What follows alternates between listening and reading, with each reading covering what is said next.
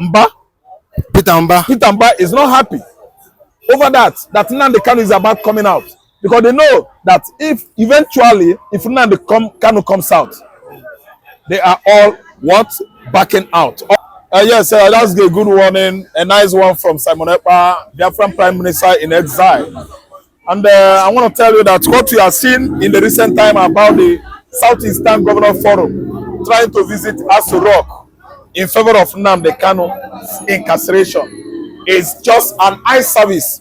None of them is even happy that Simon Ekpa is over there in Finland doing his agitation transaction. They are unhappy with Ekpa. None of them is even happy that United Nations and USA is at least negotiating among themselves about the release. The current suggestion to let Nnamdi Kanu off the cage. Let me tell you, Uzodimma is not happy. Charles Soludo, Omahe's, what they call that boy? Omahe's successor. And Mbah, Peter Mbah is not happy over that Nnamdi Kanu is about coming out, because they know that if Nnamdi Kanu comes out, they are all what? Backing out. All of them will pack out from southeastern Nigeria. We don't play politics of Wayo in Igbo land. Whom we are honest people, we are hardworking. We don't tolerate crooked politicking. No.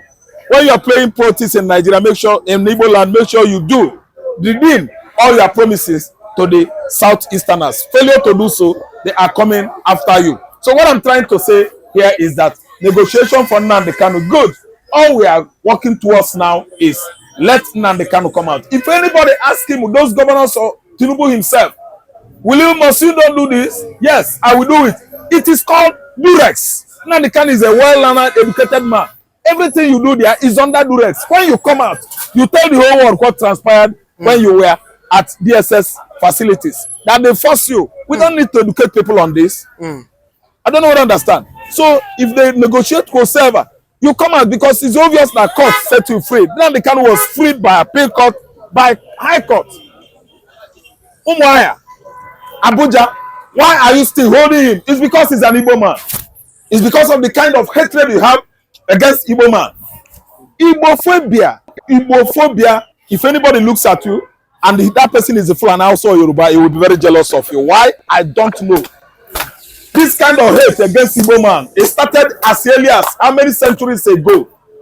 Look at Igbo man doing well. It concerns you. Go and work hard and do well. Is that your business? Of course, the first month of the year is January. It's just like on your marks. Set. So everybody start the race of life. Igbo man run and runs many kilometers away from all the Pochuas, the anti-Igbos. That's why they will never, retract from hating Igbo man. So what I'm trying to say here is that anti-Igbo movement is on course. That's why Nnamdi Kanu has been freed. Still, they retain him there. Illegal detention of a man doing the right business. See, let me tell you, history is going to judge everybody. United Nations is aware of what I'm saying, and USA. Nnamdi Kanu is going to come out willy-nilly. Nigeria must be lacking behind. Dragging. As we move, the Fulani hegemonies, as a result of their too much fanaticism, that is religious fanaticism, they will be dragging Nigeria backward. Look at what Buhari did. From 2023 to 2015, Nigeria has gone backward to 50 years. Backward. Because of love for religion. Religion is man's method to associate with God. Is religion God? Let me tell you, religion can never be God. And religion can never be right with God. Because you are doing it your own human way. I don't know what I understand. God knows your heart. What matters is your heart with God. It's not when you wear white and become a holy man. It is not when you dress in a way that a imam and alpha dresses that God will see your heart. It is not when you wear the robe that bishop and pastor put on. It's when God will know you. God knows the state of your heart. Most of them that are claiming to be Islamic clerics like Gumi, Sheikh Gumi, has been banned in the Saudi Arabia. It can never go this Hijra. Hijra is a run of Muhammad from Medina to Mecca. Hijra. He can never go to Saudi to celebrate Hijra because Saudi Arabia has banned him. What did he do? Many years. I don't know. You don't know what he did? Gumi that is just was among the cabals when Buhari was Nigerian president. You say you don't know what he did. So when you are doing something, people are monitoring you. Gumi doesn't know that his name has been, you know, trading on internet globally. The Arabs are watching. Yes, the Jews, the black, the white Jews, Anglo-Saxon, they are watching. Almost all the races across the 7 continents of the world are aware of what these people are doing in Nigeria. That's why Gumi, Saudi Arabia could not allow him to go to Medina. Yes, he has been banned. Mamu was on his way to Iran to go and plan with Shiites to perfect their terrorist activities in the northeast. He was apprehended on the airport, Cairo Airport, Egypt. That was where CIA what? Arrested Mamu. Where is Mamu today? We don't know. Maybe the government of Buhari has bribed America out. But all I know is that the key wanted on the wanted list of United States of America, a terrorist, is Mamu. Mamu is gone today. They rushed Sheikh Gumi's home to search his home because he has strong tie or link with Mamu. Today, we don't know anything about that case, but he's under the net. He's on the net of who? CIA. So you have many people that are being unfriendly to humanity in the North Nigeria. Northern. Not Igbo man. Igbo man is minding his business. Say we are their trouble. We are their problem. We are their hypertension. I tell you, we're going to go a long way. But what I'm telling you is that nnamdikanu, whether in or out, okay, I'm very happy that Biafra is coming in my time. It's coming your time. Thank you. Discover that it was Biafrans are more serious to get what they want. Therefore, they come to give solidarity to Biafrans. You see, Kenyan youth are trying to break Guinness records of the use of Africa in general. You know, their protests, they do not carry gun. Their protests are like not the protests of barbarians. They know what they're protesting for. They know what they're crying for. They don't want themselves to be pushed to the wall before they start protesting. That is why it's only one candle, one thing, only one tax increment. Most of the youth are undergraduates, or at least 75% of them are undergraduates, or people that are still coming in secondary school or primary school. And they know that if this tax is increased, it will affect their parents. It will affect them also financially. And if the tax is increased, government officials has nothing to lose. They continue to loot. It was the looting they loot that made their economy to run down, that they want to increase tax to balance what they have loot. You understand what I'm saying? And this youth rise up. They know what the future will be if they did not stop this mess now. Rise up now. Their own could be worse than Nigerian own. You understand? Instead of Nigerian youth to protest, they japa. But Kenyan youth refuse to japa, they protest.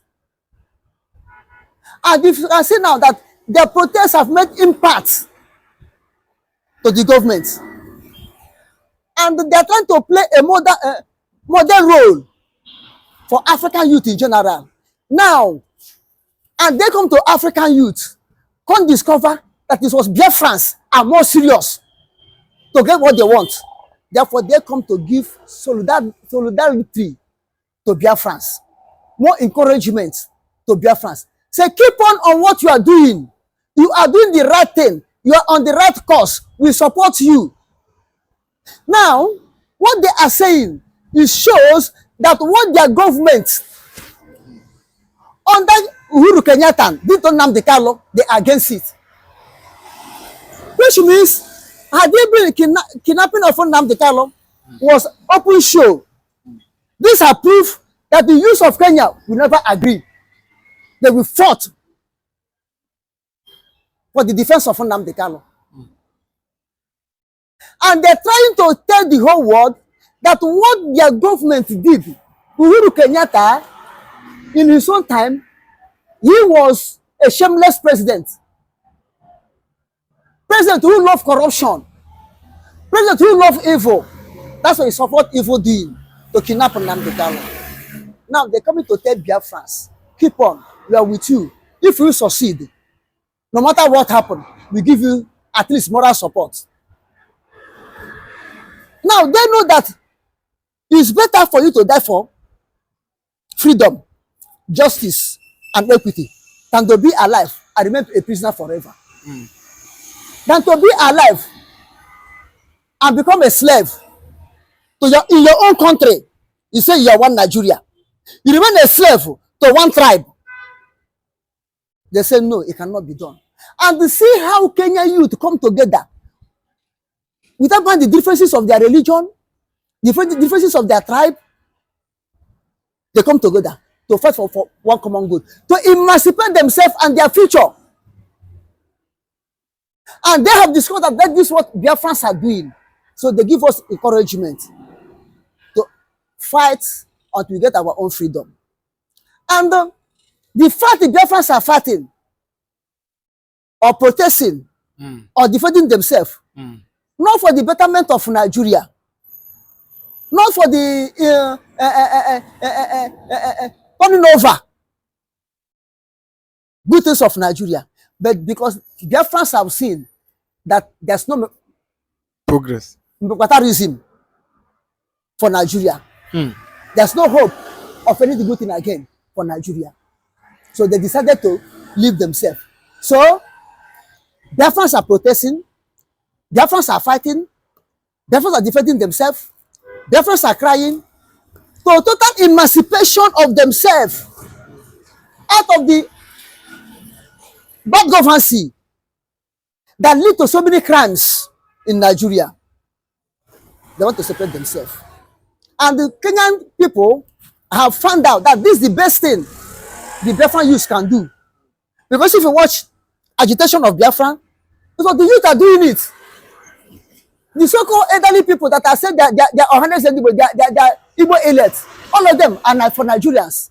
It's the youth. At least 99 youths of Biafra are in support of Nigeria.